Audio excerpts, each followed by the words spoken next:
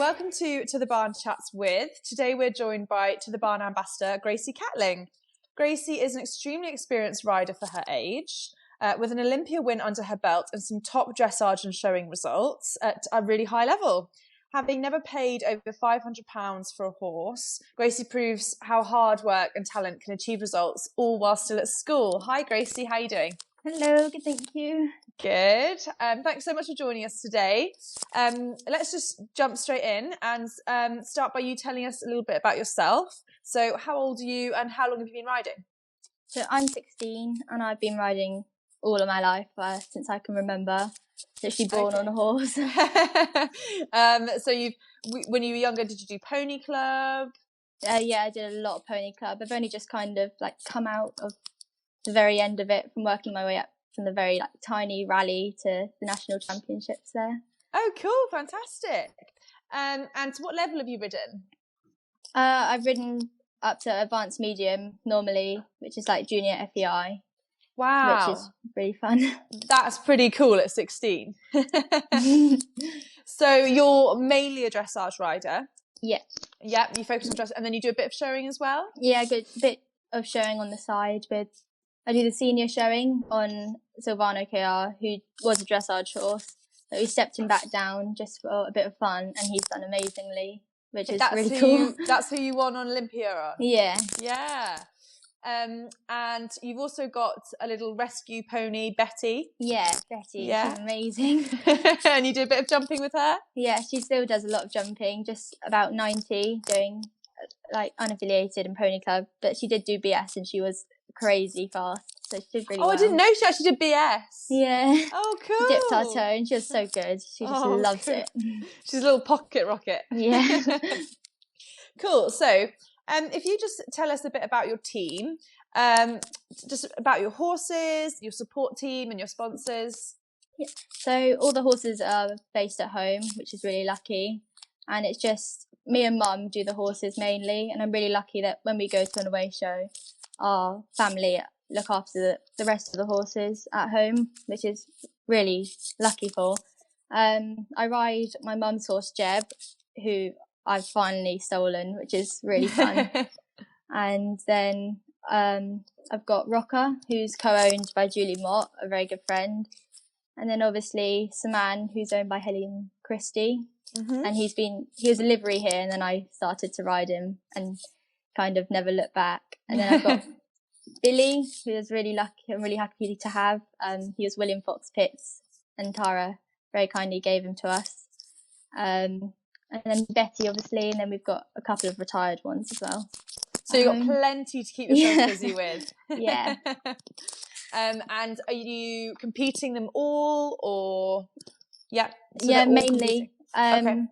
Apart from Billy's just having, this obviously no one can compete. He's having some rest time in the field.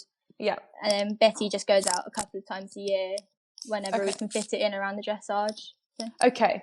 And the standard sort of dressage season, you were saying, we were just chatting about that this is really normally the prime time that you would be qualifying for HOYS and Olympia. Yeah. So this is kind of the pinnacle of the season typically about now. Yeah. Yeah. So you'd be going to off to shows. How many horses would you take normally, or does it vary with every show? It really varies with every show, and it could be one, or it could be our lorry takes 3, so sometimes we pack it full and compete quite a few horses in one go. How many classes would you do a day, like at a show per horse? Would they normally just go and do one, or? Typically it'd be 2 normally, because it kind of makes life a bit easier when it comes to the qualifying. Try and do it all in one go. Mm-hmm. Sometimes I go and do 1. It really depends on the horse as well, because someone like Jeb can struggle with his stamina. Yeah, but he's got a lot better, so we try to do 2 mostly. Okay, cool. So that takes us on nicely to competing. So to you, what is the best part of competing? I love the thrill. Obviously winning's amazing when it does happen, but it's really nice to see the horses kind of go out and beat the last time that they went and did a show, or get a higher score or work on a certain movement and see that improve. And that's yeah, what I absolutely. really enjoy. That must be all of your hard work at home and all the winter nights in the rain after Yeah. school in the dark, and then you finally Yeah. go and you get your PBs and you improve those movements. Absolutely. Yeah. What tips do you have to ensure that you and your horse perform the best on the day? Are there any sort of secret tips that you use? I think just really prepare them for when they're going to go. We normally plan like 2 weeks in advance what their schedule is going to be. Yeah. Coming up to that show, or kind of on the day just adjust to how they're feeling. If they're really tense, then we warm them up a bit differently than if they're a bit lazy. So it's kind of just listening to how they're feeling on the day. Yeah, that's really important because your horse is an animal, not a machine, and might be different on the day. And it's really important that even if you might have a set plan of how the day is going to go in your head, it might go differently, and you've got to adjust to that. So that's a really good tip, actually. So how much is attitude a factor in winning, do you think? I think it's probably quite a big factor. I think if you have, I think whatever you're feeling definitely goes into what the horse is feeling. So I think it's self-belief as well and into your attitude. Because obviously we haven't got really flashy horses. So if we think the horse can't do it, then it won't do it for us. So I think absolutely. Yeah, no, that's really interesting. Yeah. How do you prepare for a big competition? So like for Olympia, how did you prepare for it? It's really, we micromanage everything, but we keep their routine basically the same. Like Saman would have been turned out every day like usual or hacked out by his owner up until about 2 weeks before, where we kind of stripped everything back and just really careful because of obviously showing. You can't have like one tiny scrape or anything. Yeah. So I think it's just really knowing your horse and what to do with them beforehand. Yeah, no, absolutely. What's your favourite competition and why? I think it has to be Hartbury at the Winter Dressage Championships because it's kind of what we work all year towards, to go to that show and qualify in the summer season for. And we've qualified there for the past 5 years, and it's just a really big, nice atmosphere. We've had some really special moments and not so special moments there. So it's just a really cool show to be at. It's nice to return to a place where you've got special memories, and it's a beautiful venue, isn't it? Yeah, absolutely stunning. Cool. What do you think is the best aspect of your sport, of dressage or showing? I think it's kind of doing better than you did before, because obviously when we go out to a normal dressage show, it's not always about placings unless you're at a regional or national. It's kind of getting a higher score than you did before, and that's what I really enjoy, is kind of like really big self-competition with you and your horse, and I think I really enjoy that part of it. Yeah, absolutely. And competing against yourself, bettering yourself all the time, kind of not always worrying about what other people are doing. And Okay, so let's talk a little bit about starting out. So what challenges, if any, have you faced so far in your riding career, and who was it that helped you overcome them?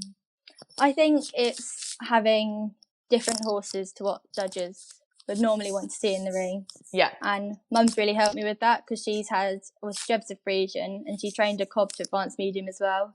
Oh, wow. And I think that's quite a big challenge to do that, because that's not what their bodies are made for. No, absolutely. So I think that's quite a big challenge, and the horses have overcome it really well, because it's not easy for them at all. So you kind of have to work around what they can and can't do. Yeah. And don't push them. Yeah.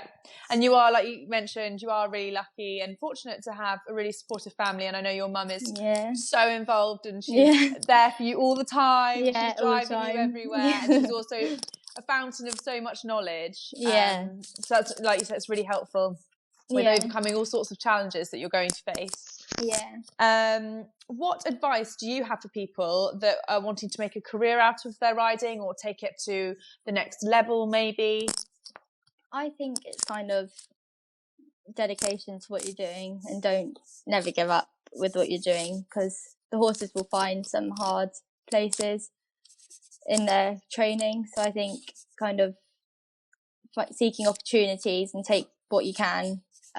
Whatever someone offers you, always have a go, and if it doesn't work out, then it doesn't matter. There's like something else around the corner that will help you like progress with your riding.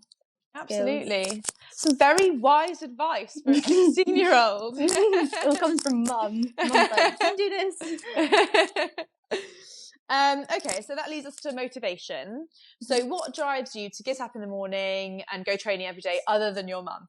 I think it's obviously the thought of going to competitions and stuff is really what motivates me a lot. But then in times like this, it's kind of going up the field and seeing them in the morning and them greeting you all nicely with a whinny or whatever. Yeah. And that's what, it's really nice to kind of have a bond with an animal like that and be with them every day. And you can't really let them down if you don't feel like getting up in the morning. You have to go and push yourself if you don't feel like it. And that's kind of what motivates me, is going out there. Absolutely. That's so sweet. That's so sweet that out of everything and all the competing and all the amazing memories that you have, that's the one thing that keeps you wanting to do it more, is just seeing their faces. Yeah, the little wheelies and little noses. This is so cute. That's so sweet. So what's important to you after a tough day? What do you say to yourself? I think it's kind of not every day is going to be the same. Like, we always have like a bad training day, or we don't get our flying changes or half passes. So you might leave it a day and then go for a hack or whatever, and just try again another day. And I think that's what kind of, everyone has bad days with their horses, but they're not machines. So I think kind of just go out and have another go. Yeah, put it behind you, rationalise it, and yeah, absolutely. So what are your sort of life, it's quite a big question for someone your age, but your life goals or your career aims? Have you got a few little goals that you'd like to tick off in the next few years? I think I don't really have a plan at all. I think I will obviously in the next 5 years carry on with like education. I know I really want to take a gap year before uni. But cool. I think I really want to I will always have horses and compete them. That's what I really want to do, but it just kind of see where it takes me in the future. And what would you like to do in your gap year? Like travel or go and work for a rider? Or I think probably go and work for a rider, like get more experience and just see where it goes. Yeah, that's fantastic. Some really invaluable experience. That'd be really cool. Cool. So just a little bit about where you find your future horses, because you've got quite a few in your stable. So do you have a specific development plan for younger horses, or if you get a new horse, do you sort of train them the same way that you have with your previous horses, or do you kind of do something a bit different? I think we just take each horse as they come. Like if a horse has come green or whatever, we always want them to have like hacking. Hacking's a big thing for us when it comes to young horses, with their temperament and things. And I think that's a really big thing of when like training horses. We don't train any one of them the same at all, because they will find different things hard, or they're scared of different stuff. That's part of it. Yeah. And if you're looking for a new horse, do you sort of ask people that you know if they've heard of anything, or do you like what's the route that you go down to finding another horse? I know that you have your mum told us how she's never paid more than £500 on a horse, which is amazing. So showing that, you know, with Betty as well being a Blue Cross pony, they're not always the flashy, you know, smartest, most expensive horses that you're going to go out and win on, and you are going out and winning on these horses. So how do you know, get hold of these horses? How do you know that they're for sale or that they're available, and what makes you like, how can you see future potential in a horse? I think all of our horses come basically through word of mouth or friends of friends. I think for future horses, it's kind of, we look for is conformation and temperament is the biggest things that we look for, because if a horse has got a bad conformation, like Saman's got really good conformation, and that's why he's still doing what he's doing at 21, we think. And I think temperament is just massive. If a horse doesn't want to work for you, then you can't work with it at all. So. No, absolutely, you can't train out a bad attitude. No.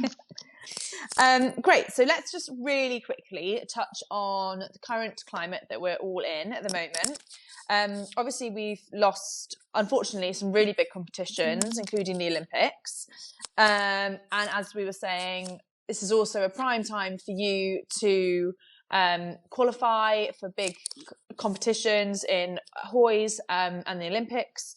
So obviously, due to COVID-19, we're not having any of that. We're not entirely sure how the showing season will shape up at all for 2020. How are you and your team handling the current situation? How are you keeping the horses entertained? That sort of thing. Well, we've been doing a lot of hacking around the fields, and we've kind of tapered them back a bit. So they're still working quite hard, but every day they have a day off in between when they're ridden.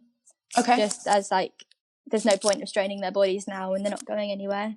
So we kind of keep them sweet by doing that. Rocker's learning loads of new stuff, like flying changes, and we've started new work like ground stuff.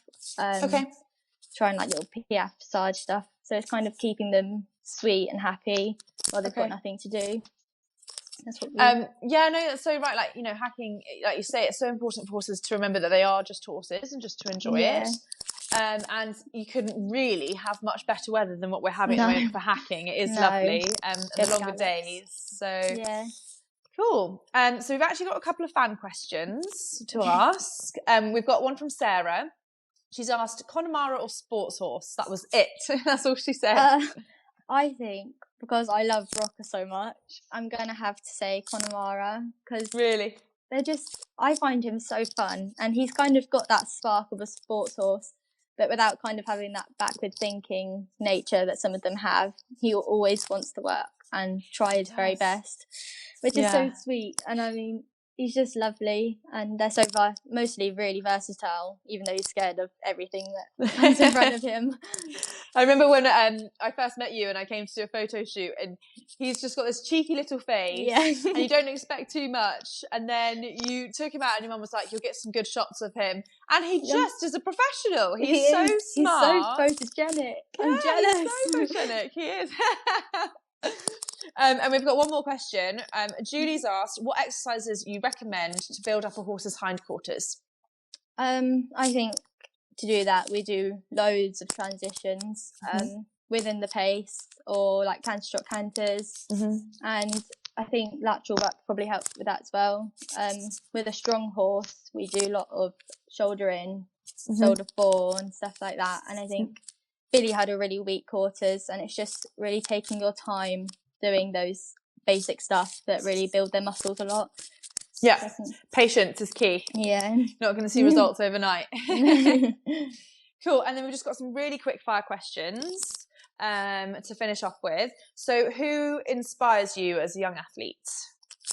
I think there's a lot of people. I really like Isabel Worth and her horses. She has loads of Grand Prix horses that keep on coming out, and I think she has a professional career alongside that as well. Wow. And then there's also like people like Mark Todd, who've been in it for ages and ages and been at the top of their game for that long as well, which is incredible.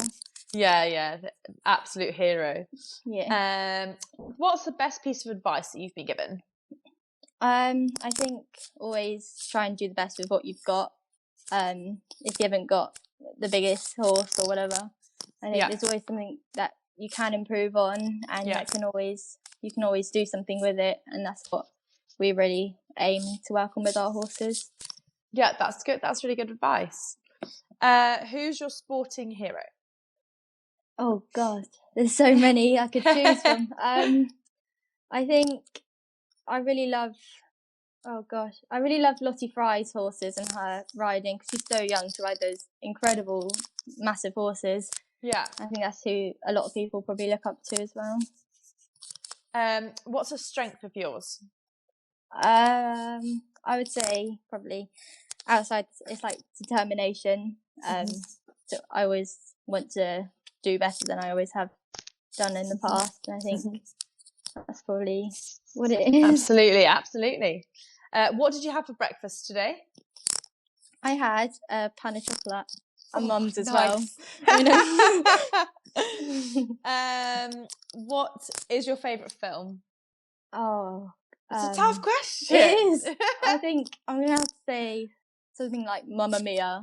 Yes, I'm a big fan. Love a sing along. And what's your favourite meal? Oh, roast dinner or a McDonald's. You're the third person to say that. My God. Alex Bragg and William Fox can't go wrong. also. Yeah, that's funny. Great. Well, thank you so much for joining us, Gracie. Thank you been for having amazing. me. It's been so great to catch up. Yeah. And yeah, just look after yourself. Keep going with the horses. Fingers crossed we'll get some sort of showing season. Yeah. And we can't wait to catch up soon. Thank you. Bye.